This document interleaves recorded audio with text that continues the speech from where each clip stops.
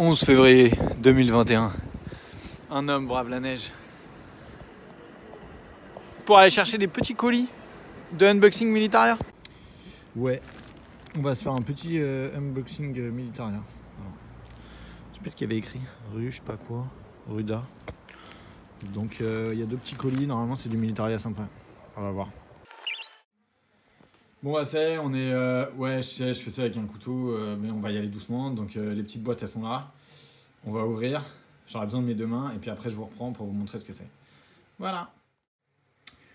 Ok, donc premier colis ouvert. C'est bien emballé.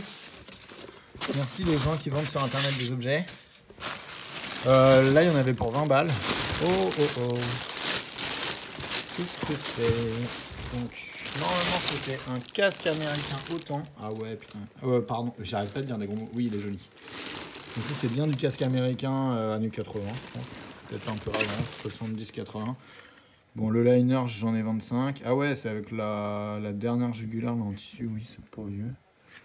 C'est pas du vieux. Mais bon c'était 20 balles. Il a son petit poinçon de contrôle là, LCW.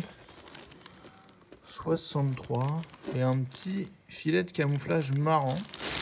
Ah, il est joli. Donc là c'est complètement pour moi c'est genre tranché de Fulda là. On est dans le post-Vietnam années 80.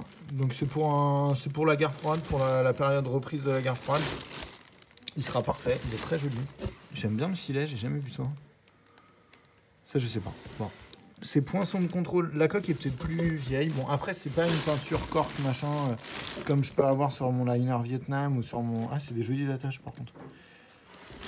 Moi, je suis pas spécialiste en... Ouais, la coque est propre, elle est plus jolie que celle... Ah, elle a un numéro.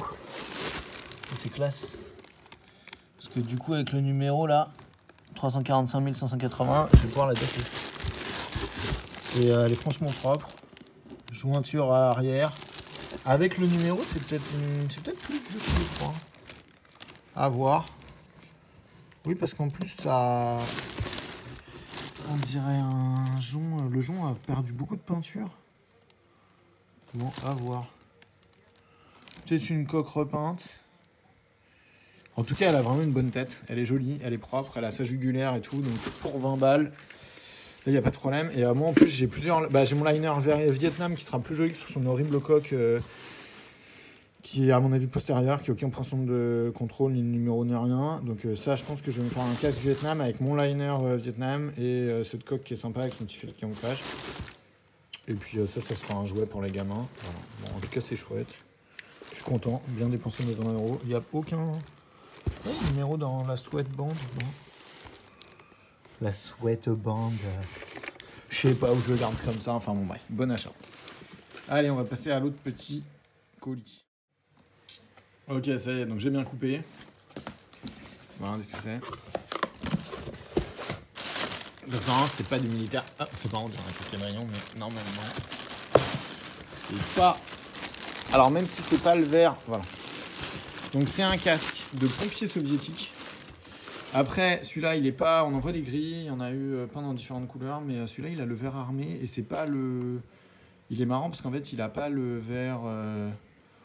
soviétique, l'espèce de vert pâle moche, années 80, donc à mon avis il est plus vieux, peut-être années 60.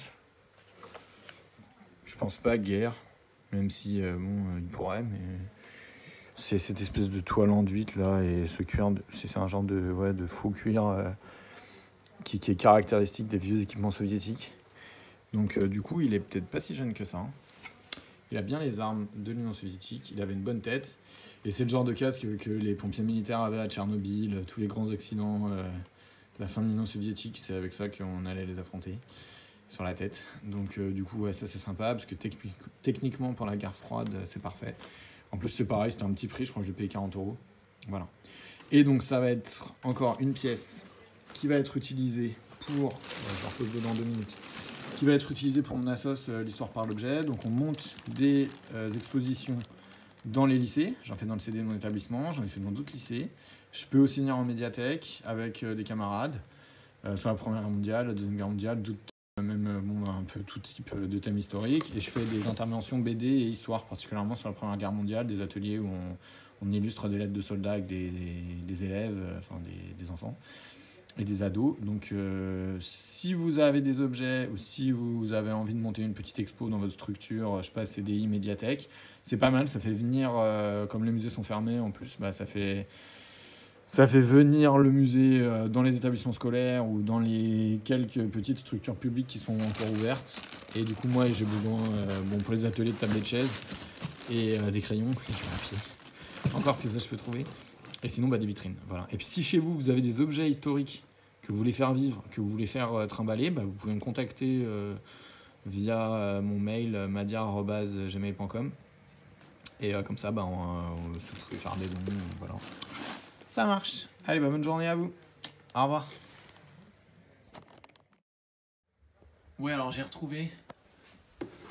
En fait, le casque américain, c'est une production hollandaise, avec son petit marquage jonc, sur l'avant du jonc et cette jugulaire en tissu. C'est des casques produits pour l'OTAN par les Hollandais, que toutes les troupes de l'OTAN ont un peu eu sur la tête dans les années 80, quoi. Voilà. Bon, de toute façon, ça va, à 20 balles, ça fait un joli casque type américain là, à mettre dans une vitrine. Voilà.